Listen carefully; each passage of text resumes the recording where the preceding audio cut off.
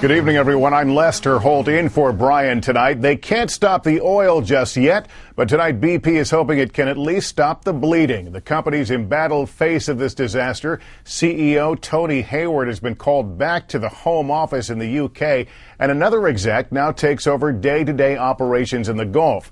The change comes a day after Hayward angered and frustrated members of a congressional subcommittee with a series of evasive answers during a Capitol Hill hearing.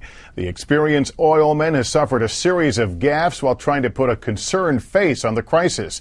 NBC's Lisa Myers is in our Washington bureau now with more. Lisa?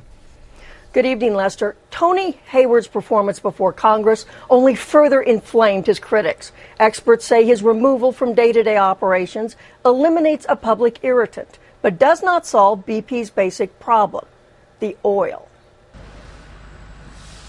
Hayward's boss, BP Chairman Carl-Henric Svanberg, who led the BP delegation to the White House this week, said that after weeks of leading the company's response in the Gulf, Hayward would now be coming home.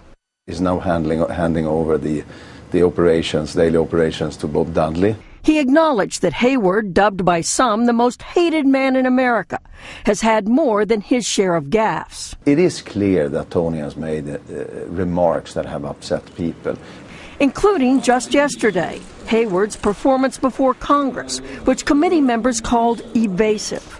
I'm not stonewalling. I simply was not involved in the decision-making process. Asked why Hayward was replaced, a source close to BP said Hayward had a lot working against him with an American audience.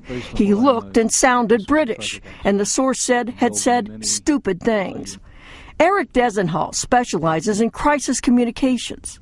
BP probably felt they had to do something very, very visible. But the truth is, these type of personnel moves end up accomplishing very little because you still have oil all over the place. BP said 2 weeks ago that another executive, Bob Dudley, an American from Mississippi, would be taking day-to-day control of the response in the Gulf. BP has taken full responsibility for Still, Hayward remained the face of the company in TV commercials until the last few days when he was replaced by this man.